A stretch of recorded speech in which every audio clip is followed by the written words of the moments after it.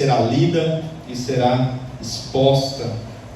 Pai amado, Pai querido, nós te rendemos graças pela Tua palavra, pela Tua revelação a nós, a revelação da Sua vontade para as nossas vidas.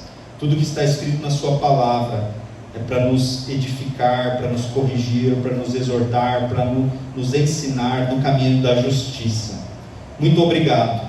Mas, Deus, nós somos limitados no entendimento.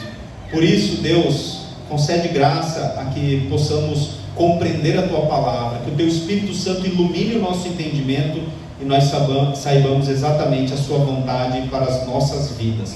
Fale conosco através da Sua palavra e me ajude também a depender do Senhor na exposição da mesma. Assim eu oro em nome de Jesus Cristo. Amém. Convido-lhes a abrirem no livro de Jó. Livro de Jó. Jó está antes de Salmo, dos Salmos.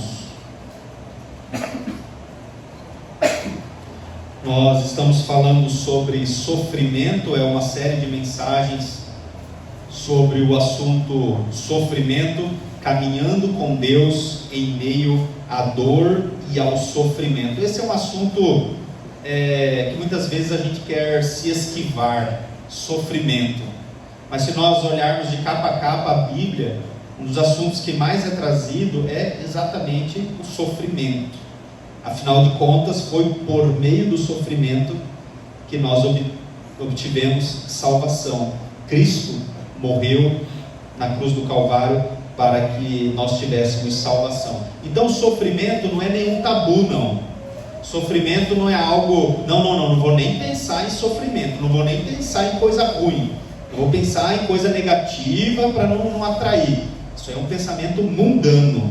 A Bíblia está cheia de histórias de sofrimento e foi através do sofrimento que nós obtivemos salvação. A grande questão é, como é que você entende o sofrimento? Com qual perspectiva, com qual lente você enxerga o sofrimento na sua vida? Essa é a grande questão. E todos nós passamos por sofrimento. Vamos ler então Jó, todos lá em Jó. Antes, eu gostaria de fazer uma pergunta aqui.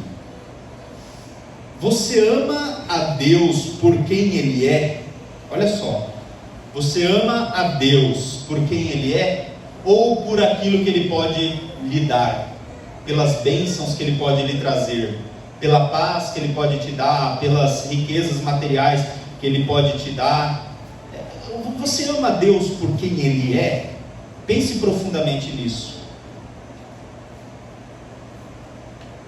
Olha só, a passagem começa assim: havia um homem na terra de Uz, cujo nome era Jó, e era este homem íntegro, reto e temente a Deus, e desviava-se do mal. E nasceram-lhe 7 filhos e 3 filhas. No total, quantos que ele tinha? 10 filhos, sendo 7 homens e 3 mulheres. E o seu gado era de 7.000 ovelhas, 3.000 camelos, 500 juntas de boi e 500 jumentas. Eram também muitíssimos os servos a seu serviço, de maneira que este homem era maior do que todos os do Oriente. Puxa, que legal, né? Ele seria hoje alguém que possuísse muitas minas de ouro, alguém muito rico. Só que lá no Oriente Médio, a riqueza ela era demonstrada através do gado e dos servos. A quantidade de gado que você tinha demonstrava o tamanho da sua riqueza. E ele começa falando assim o quanto ele era rico. Ele tinha muito gado e tinha também muitos servos, né? Era alguém, e deixa claro aqui, este homem era maior do que todos no Oriente.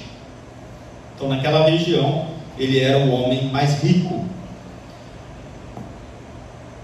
Lá no serviço a gente discute muito sobre dinheiro, riqueza, né?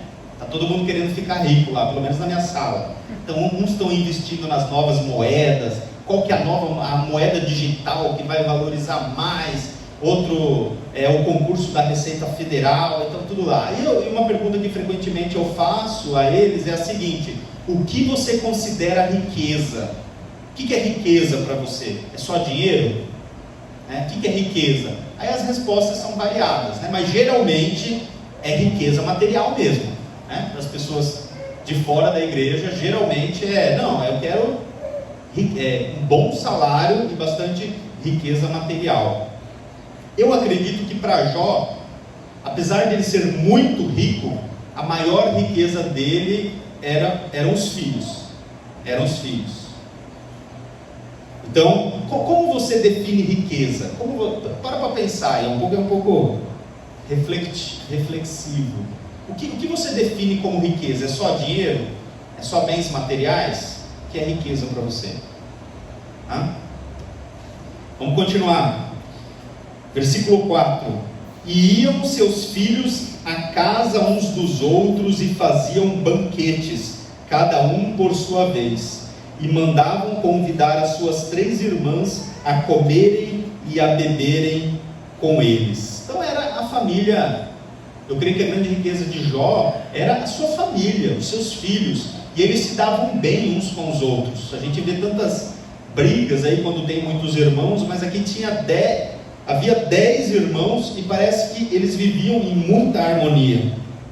Essa era a grande riqueza, né? Os irmãos, um indo na casa uns dos outros, eles tinham lá os seus banquetes, eles não desprezavam as 3 irmãs, eles sempre as convidavam.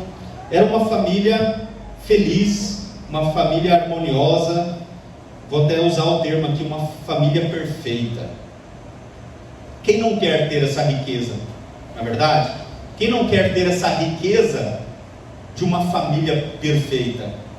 Né? Talvez aqui isso está bem claro, né? Não, eu posso até ter uns bens, mas para mim a grande riqueza é a minha família. Todos nós queremos, e de fato é uma grande riqueza. Falei ontem para minha esposa: amor, nós ganhamos algo muito valioso, né? De vez em quando a gente fica brincando com a Ruth e a gente compreende aquilo que aquilo que Deus falou a Jesus: este é meu filho amado em quem me comprazo.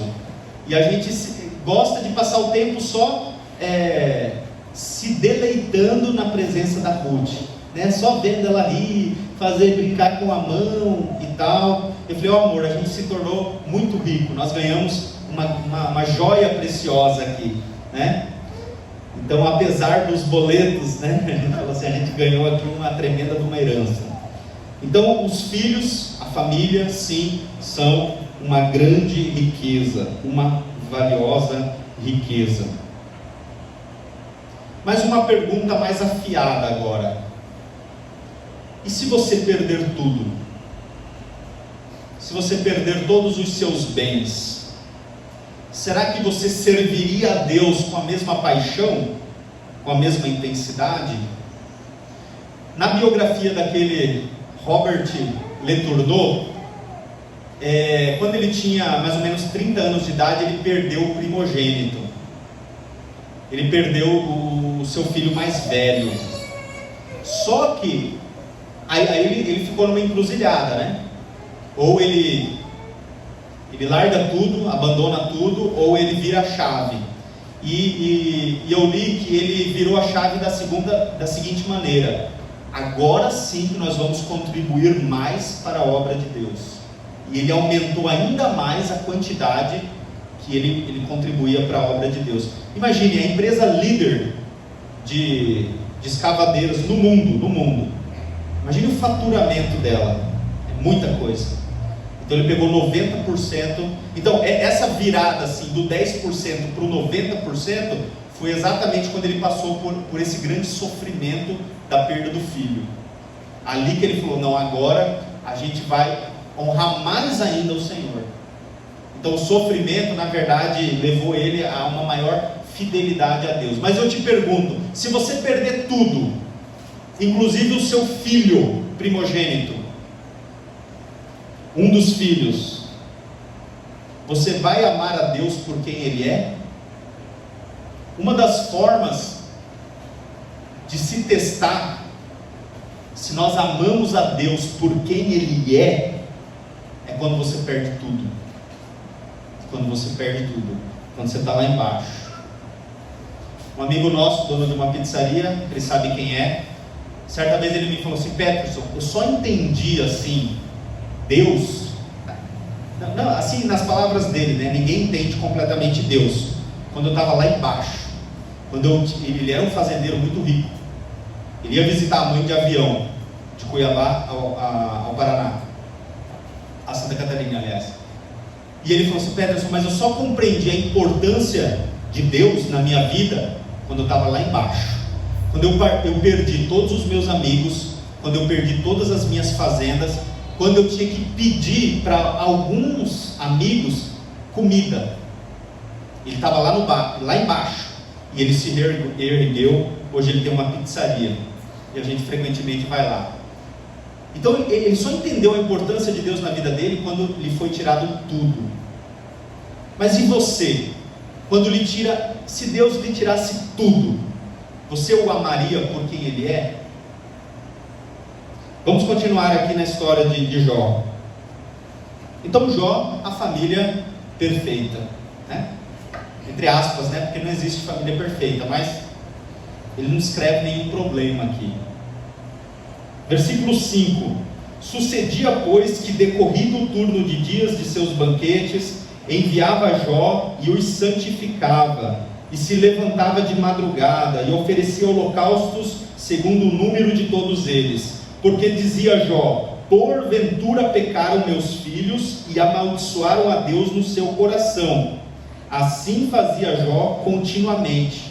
Então ele oferecia sacrifícios pelos filhos. Ele era o pai exemplar, era o sacerdote da família. Aparentemente ele fazia tudo certo, né? Muitos bens, muito próspero, família perfeita, unida em harmonia, e ainda assim ele oferecia sacrifícios, porque porventura poderia ser que seus filhos tivessem pecado a Deus. E num dia em que os filhos de Deus vieram apresentar-se perante o Senhor, veio também Satanás entre eles. Então o Senhor disse a Satanás: de onde vens? E Satanás respondeu ao Senhor e disse: de rodear a terra e passear por ela. E disse o Senhor a Satanás: observaste tu a meu servo Jó? Porque ninguém há na terra semelhante a ele, homem íntegro e reto, temente a Deus e que se desvia do mal. Deus, ele inicia a conversa ali. Está vendo o meu servo? Olha lá. Ele é um homem íntegro, se desvia do mal. Está falando para Satanás. Então respondeu Satanás ao Senhor e disse: porventura teme Jó a Deus em vão? Porventura tu não cercaste de sebe a ele e a sua casa e a tudo quanto tem? A obra de suas mãos abençoaste, e o seu gado se tem aumentado na terra. Mas estende a tua mão e toca-lhe em tudo quanto tem, e verás se não blasfema contra ti na tua face. Olha só, qual que era o argumento de Satanás? Jó é desse jeito, a família feliz, perfeita, porque o Senhor o abençoa, porque ele tem de tudo, porque ele é próspero. Esse é o argumento de Satanás, de que Jó só servia a Deus por causa daquilo que Deus lhe dava.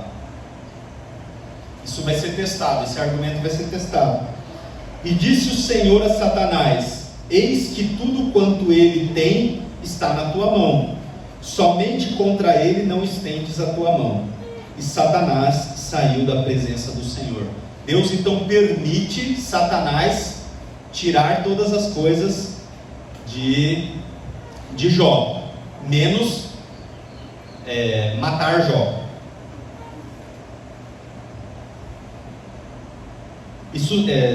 E sucedeu um dia, versículo 13, em que seus filhos e suas filhas comiam e bebiam vinho na casa de seu irmão primogênito, que veio um mensageiro a Jó e lhe disse: os bois lavravam e as jumentas pastavam junto a eles.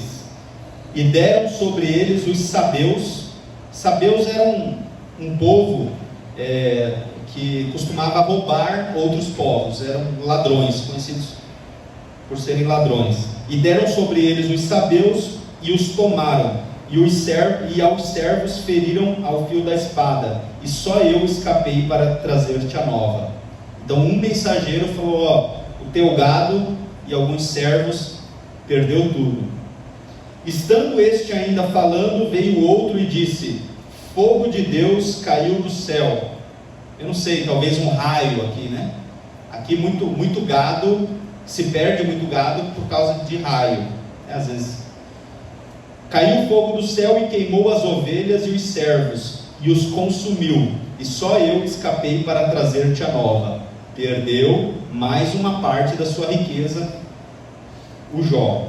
Estando ainda este falando, veio outro e disse: ordenando os caldeus 3 tropas, deram sobre os camelos e os tomaram, e aos servos feriram ao fio da espada, e só eu escapei para trazer-te a nova. Estando ainda este falando, veio outro e disse: estando teus filhos e tuas filhas comendo e bebendo vinho em casa de seu irmão primogênito, eis que um grande vento sobreveio da além do deserto e deu sobre os jovens e morreram. Olha só, levou todos os bens de Jó, mas agora tocou na família de Jó, o bem mais precioso de Jó, e deu nos 4 cantos da casa, que caiu sobre os jovens e morreram, e só eu escapei para trazer-te a nova. Então Jó se levantou e rasgou o seu manto. Veja que nos outros mensageiros ele não faz nada, quando era o gado, quando eram os servos, mas quando disse que matou os seus filhos, todos os seus filhos, a reação dele: então Jó se levantou e rasgou o seu manto e rapou a sua cabeça e se lançou em terra. Geralmente essa é a nossa reação, na verdade. Tem uma grande má notícia, nós lamentamos contra Deus. Mas olha que interessante, o 20, né? Nós estamos lendo: então Jó se levantou e rasgou o seu manto e rapou a sua cabeça e se lançou em terra e, qual é a última palavra aqui do versículo? E adorou. Como pode uma pessoa receber essa notícia e adorar a Deus? Como pode? Ele lamentou. A reação dele foi a reação normal de qualquer ser humano. Ele rasgou as suas vestes, rapou a sua cabeça, se humilhou, e o versículo diz: e adorou. A razão está no versículo seguinte, versículo 21. Olha o que ele diz: e disse: nu saí do ventre de minha mãe, e nu tornarei para lá. O Senhor o deu, e o Senhor o tomou. Bendito seja o nome do Senhor. Então, o grande argumento de Jó era: tudo vem de Deus. Deus deu, Deus tirou.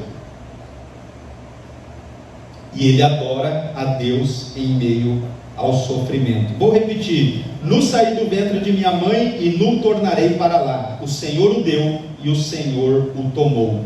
Bendito seja o nome do Senhor. Qual a sua reação quando Deus lhe tira tudo? É de adoração?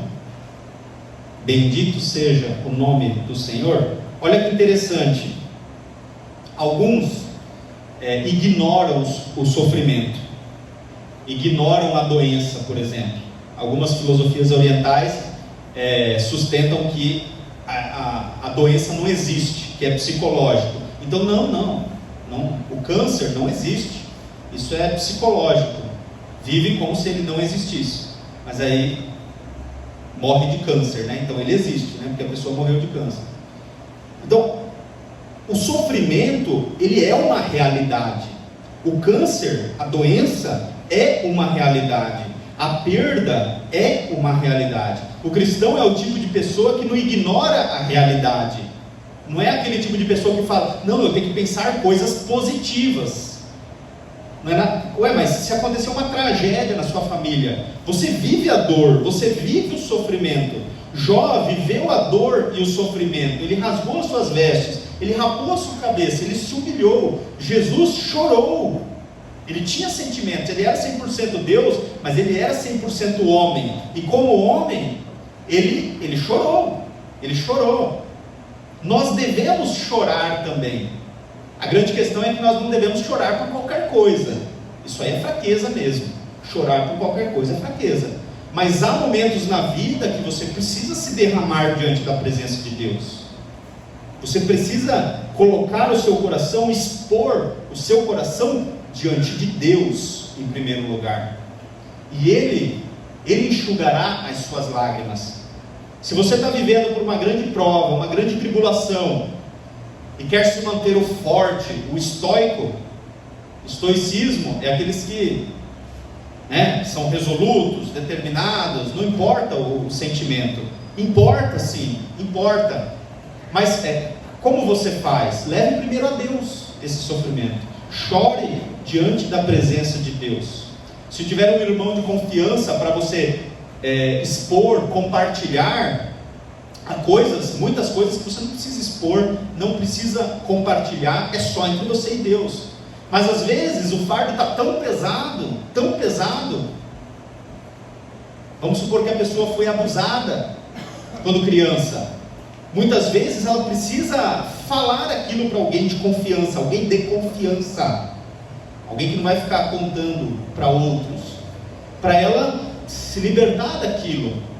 Ela fala com Deus, ela fala com uma pessoa de confiança e ela consegue processar aquela dor e aquele sofrimento, mas não para aí. Porque apesar de toda essa reação de dor, de sofrimento, Jó adorou.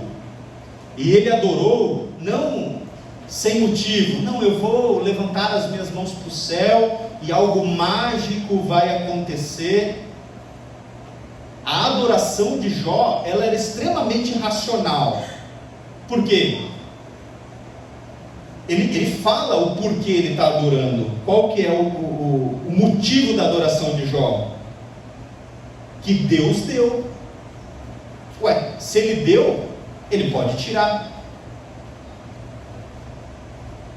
Às vezes a gente não compreende por que Deus leva algumas pessoas prematuramente.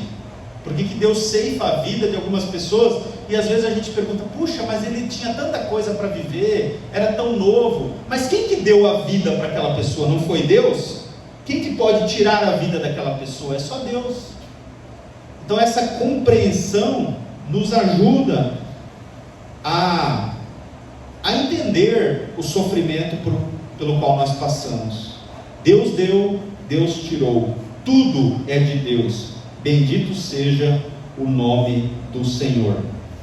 Isso nos leva a algo, a ideia que eu gostaria de trazer é a ideia de um relacionamento com Deus de essência e não de aparência, de você buscar a Deus por quem Ele é, Eu creio que Jó compreendeu isso, e porque ele buscava a Deus por quem Deus era, quando veio toda essa tragédia, ele lamentou, ele chorou, ele se humilhou, mas ele adorou também. Então, quando nós temos bem firme isso, nós adoramos a Deus por quem Ele é, nós conseguimos passar melhor, reagir melhor às situações de dor e de sofrimento. Gostaria de falar aqui uma pessoa que passou por muita dor e muito sofrimento. Luiz Zamperini. Luiz Zamperini era aquele adolescente mal criado, né? Então ele fazia várias traquinices, e o hobby dele era fugir da polícia, porque ele corria muito bem, e ele era muito esperto. E aí alguém da família falou assim, olha, por que você não investe em atletismo? Já que você corre muito bem, treina atletismo. Ele começou a treinar atletismo. E ele começou a se dar muito bem, e ele perseguiu o atletismo com muita determinação, se profissionalizou, e aos 19 anos de idade, Luiz Zamperini, competiu nas Olimpíadas. Ele tirou, salvo engano, em 8º lugar, na corrida de 5.000 metros. E Luiz Zamperini, aparentemente uma vida tranquila, né? Alguém com uma bela carreira pela frente, com 19 anos já estava nas Olimpíadas e tal. Acontece ali a Segunda Guerra Mundial, e ele vai para a guerra. E o avião, o bombardeiro que ele se encontrava, caiu no Pacífico. Imagine, não sei se alguém aqui já testemunhou já vivenciou algum acidente aéreo. Acidente automobilístico, eu creio que já, mas acidente aéreo, as chances de sobrevivência são muito poucas. E ele cai no Oceano Pacífico, e de toda a tripulação, salvo engano, eram 40, sobram 3, ele e mais 2. Eles conseguiram sobreviver a um acidente aéreo. E foi muito sofrimento, né? Dores por todo o corpo, o impacto da água, e eles ficam lá num bote, conseguem ficar num bote. Mas e agora? Estão no Oceano Pacífico, não tem ninguém, não tem nada. E eles ficam 42 dias à deriva num bote. Eles bebem água da chuva. No 33º dia, um dos companheiros morre de sede. Então eles têm que aproveitar a água da chuva. Alguns pássaros vinham perto dele, e eles conseguiam capturar o pássaro e comiam o pássaro. E eles eram visitados por tubarões, alguns tubarões. E às vezes o tubarão dava contra o bote deles. Então foi um momento, foram noites terríveis, 42 dias de sofrimento, sede, emagreceram, parece que ele chegou a 30 quilos, alguma coisa assim. E eles então avistam um navio, um pequeno navio, e levantam as mãos para o céu, graças a Deus pelo socorro no meio daquele mar. E quem eram? Eram os japoneses, os inimigos. O Luiz Zamperini era americano, tá? Ele era dos Estados Unidos. E os japoneses e os americanos eram adversários na guerra. Então eles são resgatados pelos inimigos. E os inimigos, olhando lá eles, aquele só curioso, o que faz? Leva eles para um campo de concentração. E naquele campo de concentração eles apanham muito. Eles comiam mais ou menos assim. Eles ficavam presos num porãozinho. Você pega com a mão assim o arroz e joga o arroz por debaixo no chão, e eles comiam aquelas migalhas de arroz. Esse era o alimento deles. E eles eram submetidos a trabalhos forçados para construir estradas, para construir ferrovias, construir várias coisas. Mas ele tinha aquele sentimento de nunca desistir. De alguma maneira ele tentava ver algo positivo. De alguma maneira ele falou, não, a gente vai sair daqui. E eles passaram 2 anos e meio submetidos àqueles trabalhos forçados. Essa história está descrita no livro Unbroken, Inquebrável. Acho que é essa, não sei se é essa a tradução. Ou Invencível.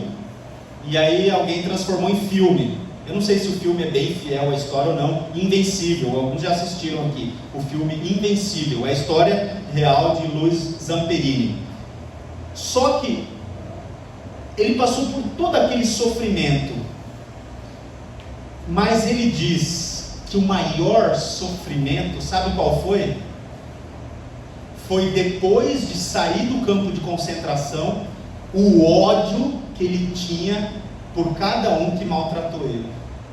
Ele diz no testemunho que ele queria voltar para o Japão e para se vingar do Watanabe, salvo engano, é esse o nome, do Watanabe.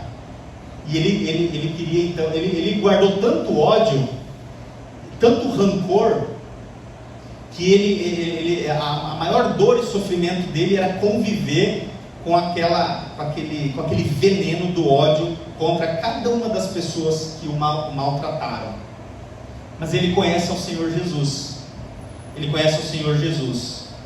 E ele consegue, ao entender a graça de Deus, ao entender de alguma maneira que Deus estava no controle, mesmo naquelas situações humilhantes, naqueles 42 dias no Oceano Pacífico, naqueles 2 anos e meio de espancamento, de dias terríveis, ele entendeu que ainda assim Deus estava no controle. Ele se converte ao Senhor Jesus Cristo, entrega a sua vida ao Senhor Jesus Cristo, e ele é inundado pelo amor de Deus, e aí ele consegue perdoar cada um dos seus ofensores.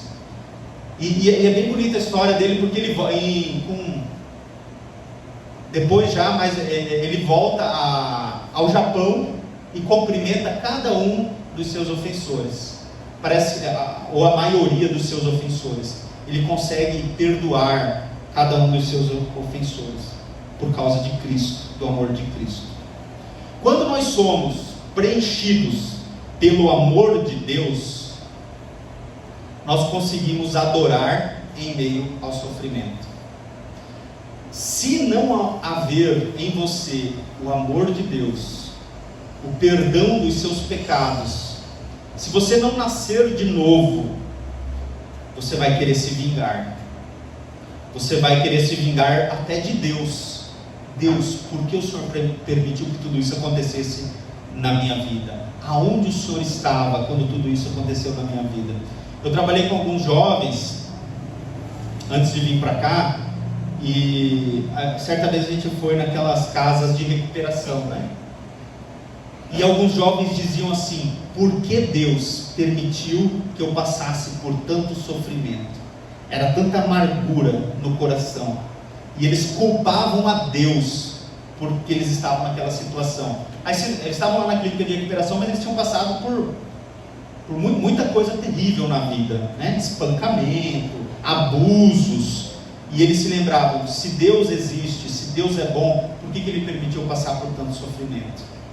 Mas quando alguns deles conheciam o Senhor Jesus Cristo, o amor do Senhor Jesus Cristo, o sofrimento de Cristo e a salvação que Ele trouxe, quando alguns compreendiam isso e se entregavam a Cristo, era assim, parece que a face deles mudava, daquele rancor, aquela coisa, eles sorriam, falavam: puxa, eu entendi, Deus, tudo isso aconteceu, mas Deus me ama, Deus está no controle. E eles conseguiam compreender aquele sofrimento com a perspectiva correta. Mas por quê? Por causa do amor de Deus. Então, meus amados irmãos, sofrimento faz parte das nossas vidas. A grande questão é como você olha por cada um dos sofrimentos por que você passou. E teve um que sofreu muito, mas muito, que foi o nosso Senhor Jesus Cristo. Imagine você, sendo Deus, sendo o próprio Deus, veio a este mundo, aí de repente Ele é cuspido na cara, Ele é esbofeteado: salva-te agora, ó rei, você não era rei? Salvava os outros, por que não salva a si mesmo? Imagina o tanto de humilhação que Jesus passou.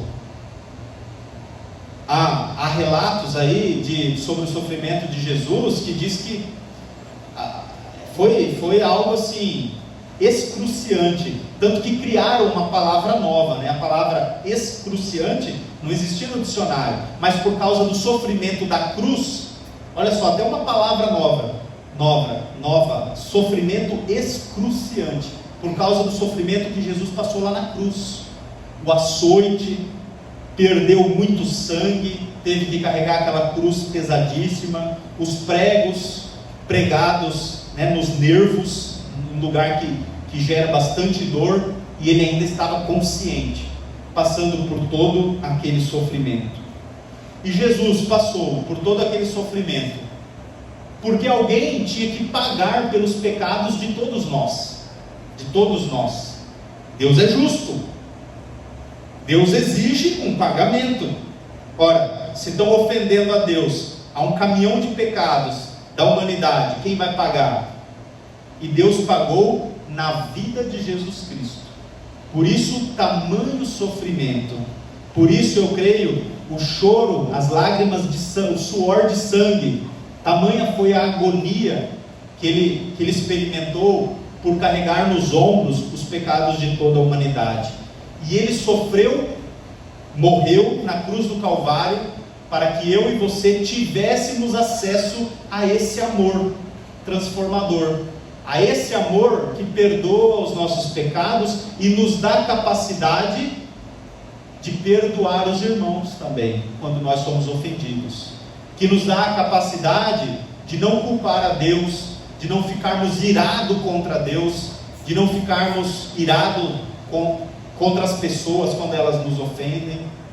Então, se Jesus Cristo passou por todo esse sofrimento para que hoje nós tivéssemos essa capacidade do amor e do perdão, nós podemos então e devemos fazer como Jó fez, mesmo em meio ao sofrimento, adorar a Deus e dizer: bendito seja o nome do Senhor. Vamos orar? Pai amado, Pai querido, nós queremos te agradecer pelo sacrifício, pelo sofrimento que tu passaste em nosso lugar, para que hoje nós tivéssemos a capacidade de amar da maneira correta, amar o Senhor por quem o Senhor é, e amar as pessoas por quem elas são, não por aquilo que elas nos podem dar, amar pelas motivações corretas e perdoar os irmãos que nos ofendem. Obrigado pelo teu amor, obrigado pelo teu perdão, obrigado pela tua graça e o teu poder. Muito obrigado. Amém. Pois bem, nós precisamos da graça de Deus. Amanhã, segunda-feira, provavelmente vai ter um que vai pisar no seu calo, vai te ofender, não vai te cumprimentar, vai te olhar torto, vai muitas vezes tramar contra você, vai ser um inimigo contra você no trabalho, enfim, na família. E você precisa então da graça de Deus para saber passar por essas situações, para conseguir adorar a Deus em meio ao sofrimento. Então nós temos esse momento em que nós oramos para que Deus nos dê essa graça, e nós passamos pelas adversidades da vida sem murmurar, mas louvando a Deus. Vamos nos colocar de pé, o culto será encerrado, nós vamos ao momento da bênção. Que a graça de nosso Senhor Jesus Cristo, o amor do Pai e as consolações do Espírito Santo estejam com cada um de nós. Amém. Pode assentar.